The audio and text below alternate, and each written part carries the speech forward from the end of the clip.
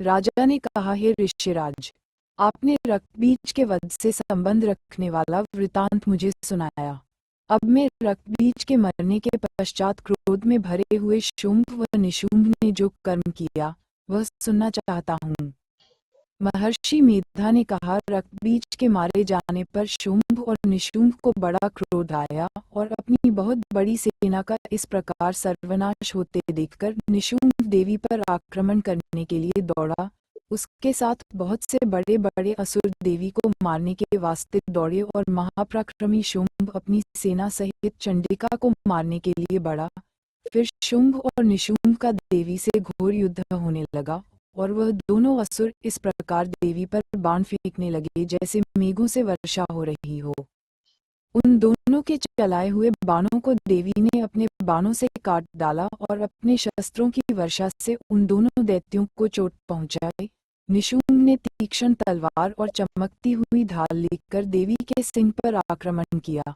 अपने वाहन को चोट पहुंची देखकर देवी ने अपने क्षुरप्र नामक बाण से निशुंभ की तलवार व ढाल दोनों को ही काट डाला। तलवार और ढाल कट जाने पर निशुंभ ने देवी पर शक्ति से प्रहार किया। देवी ने अपने चक्र से उसके 2 टुकड़े कर दिए। फिर क्या था, दैत्य मारे क्रोध के जल भुन गया और उसने देवी को मारने के लिए उसकी ओर शूल फेंका, किंतु देवी ने अपने मुके से उसको चूर चूर कर डाला। फिर उसने देवी पर गदा से प्रहार किया। देवी ने त्रिशूल से गदा को भस्म कर डाला। इसके पश्चात वह फरसा हाथ में लेकर देवी की ओर लपका। देवी ने अपने तीखे बाणों से उसे धरती पर सुला दिया। अपने पराक्रमी भाई निशुंभ के इस प्रकार से मरने पर शुंभ क्रोध में भरकर देवी को मारने के लिए दौड़ा।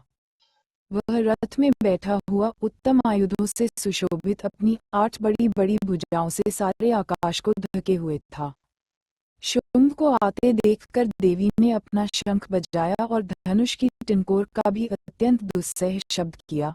साथ ही अपने घंटे के शब्द से, जो कि संपूर्ण दैत्य सेना के तेज को नष्ट करने वाला था, संपूर्ण दिशाओं में व्याप्त कर दिया।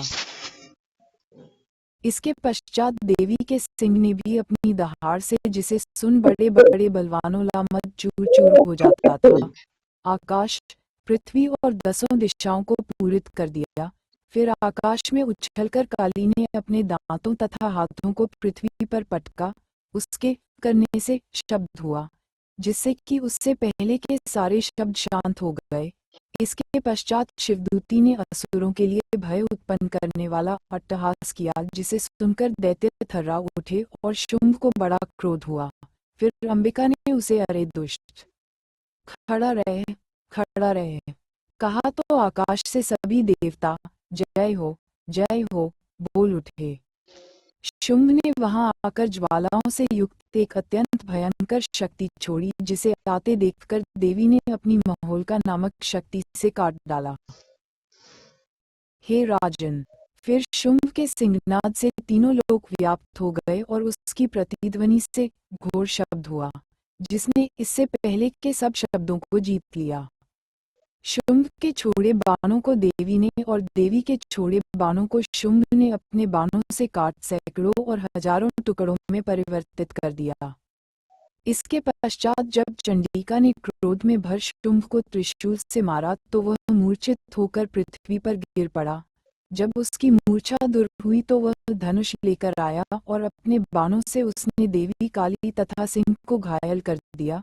फिर उस राक्षस ने 10,000 भुजाएं धारण करके चक्रादि आयुधों से देवी को आच्छादित कर दिया। तब भगवती दुर्गा ने कुपित होकर अपने बाणों से उन चक्रों तथा बाणों को काट डाला। ये देखकर निशुंभ हाथ में गदा लेकर चंडिका को मारने के लिए दौड़ा। उसके आते ही देवी ने तीक्ष्ण धार वाले खड्ग से उसकी गदा को काट डाला। उसने फिर त्रिशूल हाथ में ले लिया।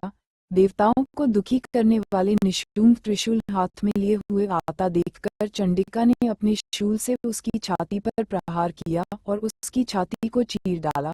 शूल विदीर्ण हो जाने पर उसकी छाती में से एक उस जैसा ही महापराक्रमी दैत्य ठहर जा कहता हुआ निकला।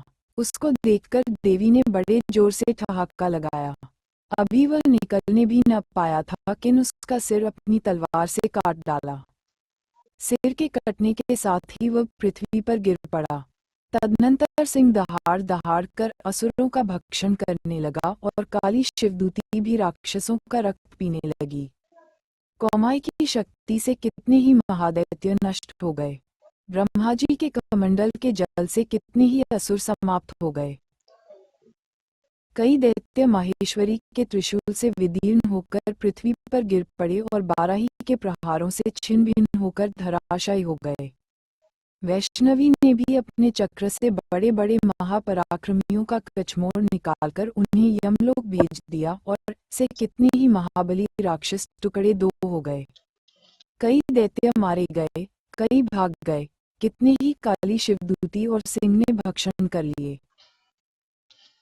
श्री मार्कंडेय पुराणे सावर्णिके मन्वंतरे देवी महात्म्ये निशुंभ वधो नाम नवमोऽध्यायः संपूर्ण।